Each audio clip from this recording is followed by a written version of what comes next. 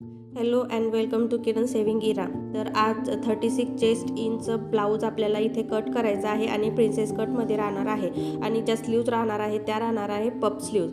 तर यासाठी जे आहे ब्लाऊजची जेवढी हाईट आहे तर इथे ब्लाऊजची हाईट आहे रेडी 14 इंच, तर त्यामध्ये 1 इंच एक्स्ट्रा घेऊन मी 15 इंचावरती एक पॉईंट दिला आणि एक स्ट्रेट लाईन मारून घेतली. ती झाली आपली वेस्टची लाईन आणि वेस्ट लाईनवरती आपण वेस्ट दिला तर वेस्ट आहे इथे 29 इंच.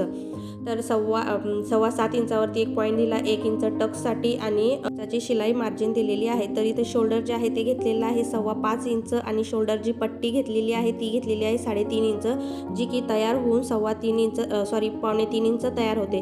त्यानंतर आपल्याला मुंड्याची हाईट घ्यायची आहे ती घेतली आहे इथे 6 इंचावरती. त्यानंतर एक पॉईंट देऊन इथे एक बॉक्स तयार करून घेतला. त्यानंतर जी आपली वेस्ट लाईन तयार होते त्यावरती चेस्ट लाईन तयार होते त्यावरती जी ही आपली चेस्ट आहे तर 8.5 इंच चेस्ट आणि 1.5 इंचाची शिलाई मार्जिन घेऊन 2 पॉईंट दिले आणि जो ही आपल्या मुंड्याचा राऊंड आहे शेप तो देऊन दिला. तर इथे 1 इंच क्रॉसमध्ये पॉईंट घेऊन जो आहे मुंड्याचा पॉईंट मी दिला, मुंड्याचा राऊंड दिला. त्यानंतर आपली जी ही हाईट आहे तर इथे मला 9.5 इंचापर्यंत जे आहे गळ्याची हाईट घ्यायची आहे तर 1.5 इंच एक्स्ट्रा घेऊन 10.5 वरती मी एक पॉईंट दिला आणि गोल गळ्याचा शेप इथे देऊन दिला. त्यानंतर चेस्ट लाईन आणि वेस्ट लाईन ह्या दोन्ही इथे जुळून घ्यायच्या आणि जेही आपलं बॅक पार्ट रेडी झालेला आहे त्याला इथे आपल्याला कट करून घ्यायचं आहे. आता इथे जो आहे बॅकनेक आहे जो की भरपूर असा डीप आहे, तर त्यासाठी जे आहे आपल्याला 1/2 इंच क्रॉसमध्ये शोल्डर जे असतं ते डाऊन देणं आहे, पण आपण ते जेव्हा स्टिचिंग करू त्यावेळेस देऊ. त्यानंतर आता मला इथे समोरचा पार्ट करायचा आहे तर त्याच्यासाठी जे आहे मी पेपर कटिंग्स करते, कारण आपल्याला इथे पप स्लीव शिवायचे आहे तर त्यासाठी जे आहे एक्स्ट्रा कपडा लागतो आणि आपल्या तेवढ्या कपड्यामध्ये पुरेपूर ब्लाऊज असं बसत नाही. तर त्यासाठी अगोदर पेपर कटिंग्स करायच्या नंतर मेन कपड्यावरती ठेवून जे आहे इथे कट करणार आहे. तर इथे जे आहे 1/2 इंच एक्स्ट्रा आपले जेही हुक आणि आयची पट्टी असते त्याच्यासाठी एक स्ट्रेट लाईन मारून घेतली. त्यानंतर जेही आपलं शोल्डर आहे तर इथे 5.25 इंच शोल्डर घेतलं आणि त्यानंतर जे आहे मुंड्याची हाईट घेतली ती घेतली 6 इंचावरती आणि एक असा बॉक्स इथे तयार करून घेतला. त्यानंतर जी ही आपली चेस्ट आहे तर इथे 8.5 इंचावरती एक पॉईंट दिला. त्यानंतर 1.5 इंच जे आहे एक्स्ट्रा शिलाई मार्जिन घेतलं आणि 1/2 इंच जे आहे एक्स्ट्रा घेतलं आहे मी जेव्हाही आपण जॉईंट करू कटोरी आणि फ्रंट पार्ट त्यावेळेस आपल्याला लागेल, म्हणून फक्त फ्रंट पार्टसाठीच मी एक्स्ट्रा 1/2 इंच घेतलेला आहे. त्यानंतर आपला समोरचा जो मुंडा असतो तो 1/2 इंच आतून दिला जातो, तर त्यासाठी 1/2 इंच आतमध्ये देऊन एक बॉक्स नवीन तयार केला आणि 1 इंच क्रॉसमध्ये मार्किंग करून तिथे जे आहे समोरच्या मुंड्याचा इथे आकार दिला. त्यानंतर जोही इथे गळा आहे तर 6.5 इंचावरती गळा होता तर मी 6.25 इंचावरती एक पॉईंट दिला आणि एक बॉक्स इथे तयार करून घेतला आणि जी गळ्याची रुंदी ठेवलेली आहे ती ठेवलेली आहे मी 2.5 इंचापर्यंत. त्यानंतर आपल्याला घ्यायचं आहे इथं जी ही आपली हाईट आहे ब्लाऊजची तर 14 इंच हाईट आहे, तर आपण समोरचा पार्ट कट करतो तेव्हा 2 इंच एक्स्ट्रा घेतो, तर आपल्याला इथे 14 इंच असले तर 16 इंचावरती पॉईंट द्यायचा. त्यानंतर आता इथे बस्ट पॉईंट काढायचा आहे तर इथं मी 11 इंचावरती बस्ट पॉईंट दिला. त्यानंतर आपल्याला बस्ट एकीकडून दुसरीकडूनही आपल्याला टक्स द्यायसाठी एक पॉईंट काढायचा असतो, तर त्यासाठी जेवढंही आपलं चेस्ट आहे त्यामध्ये 1/2 इंच करायचं. म्हणजे इथे 34 चेस्ट साईज आहे तर त्यामध्ये 1/2 इंच एक्स्ट्रा केलं तर 4ला फक्त एक लाईन कमी एवढं मेजरमेंट दिलं आणि जी ही आपली वेस्ट लाईन आहे तिथं 1/2 इंच कमी केलं.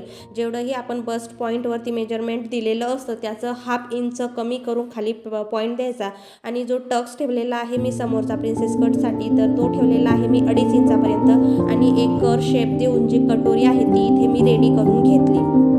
आता आपल्याला जे ही स्ट्रेट लाईन आहे आणि जी ही आपली कर्व लाईन आहे टक्सची तर ती मेजर करायची. तर आपली स्ट्रेट लाईन जी आहे ती कमी भरते आणि कर्व शेपमध्ये जी लाईन आहे ती जास्त भरते, तर जेवढीही आपली स्ट्रेट लाईन भरत असेल तेवढीच आपली कर्व शेपमध्ये लाईन आलेली पाहिजे. तर तिथपर्यंत पॉईंट आला तर तिथे एक पॉईंट देऊन द्यायचा. त्यानंतर वेस्ट आपल्याला मार्किंग करायची आहे, तर जेवढंही आपलं स्ट्रेट लाईनपर्यंत म्हणजे जिथेही आपला टक्स सुरुवात होतो तर 1/2 इंच जे आहे आपल्याला मार्जिन सोडून द्यायचे आहे. तिथपर्यंत जेवढं मेजरमेंट असेल तर टक्स सोडून तिथून सुरुवात करून समोर आपल्याला जी ही आपली चेस्ट आहे तेवढं मेजरमेंट द्यायचं आहे आणि आपली चेस्टचं मेजरमेंट आणि पुढे 1.5 इंच एक्स्ट्रा शिलाई मार्जिनसुद्धा इथे ॲड करायचं आहे. आणि त्यानंतर जी ही आपली हुक आणि आयची पट्टी असते तिकडून सुद्धा आपल्याला 1/2 इंच वरती यायचं आणि क्रॉसमध्ये एक लाईन देऊन द्यायची. त्यानंतर जेही आपलं मेजरमेंट झालेलं आहे ते पूर्ण इथे कट करून घ्यायचं. आणि एक्स्ट्राचं मी हाफ इंच कटोरीच्या साईडने सुद्धा घेतलेलं आहे, कारण आपल्याला जेव्हा आपण फ्रंट पार्ट जोडू तर आपला तेवढाच कटोरीचा सुद्धा पार्ट स्टिचमध्ये जाणार आहे, तर त्याच्यामध्ये सुद्धा आपल्याला हाफ इंच एक्स्ट्रा शिलाई मार्जिन लागते. तर ती ही शिलाई मार्जिन जी आहे मी इथे ॲड केलेली आहे. तर तुम्ही जेव्हा कटिंग करसाल तर तेव्हा ध्यान ठेवायचं. आणि जर वेळेवर जर तुम्ही शिलाई मार्जिन ॲड करत नसाल तर जेव्हाही आपण हे कापलेले पीस अस्तरवरती ठेवू त्यावेळेस आपल्याला स्टिचिंग मार्जिन इथे ॲड करायची आहे. पण इथे मी जी आहे स्टिचिंग मार्जिन अगोदरच ॲड केलेली आहे, त्यामुळे मला इथे एक्स्ट्रा शिलाई मार्जिन ॲड करायचं काम नाही आहे. तर जसेही माझे पेपर कटिंग तयार आहे मी तसेच ठेवून जे आहे इथे ड्रॉ करून घेतले आणि पूर्ण कटसुद्धा करून घेतले. आता इथे सुद्धा जो फ्रंट पार्ट आहे तो आपला डीप आहे, तर त्याच्यासाठी सुद्धा हाफ इंचाचा शोल्डर डाऊन देणं आहे. तर तो सुद्धा मी जेव्हा आपण स्टिच करू, शोल्डर जॉईंट्स करू त्यावेळेस तो कट मी देणार आहे. आणि या टायमाला मी कट देत नसते, त्यामुळं मी सध्या तो कट देणार नाही आहे. फक्त जेही आपलं मार्किंग झालेलं आहे ते पूर्ण इथे जे आहे ते कट करून घ्यायचं आहे. आता कटोरीला जे आहे थोडासा कमी पडतं आहे, तर ते जे आहे मी नंतर स्टिचिंगच्या वेळेस त्याला करून घेईल मॅनेज. त्यानंतर जेवढी आपली स्लीवची हाईट आहे तर तेवढं त्याच्यामध्ये हाफ इंच एक्स्ट्रा करायचं आणि एक स्ट्रेट लाईन मारून घ्यायची.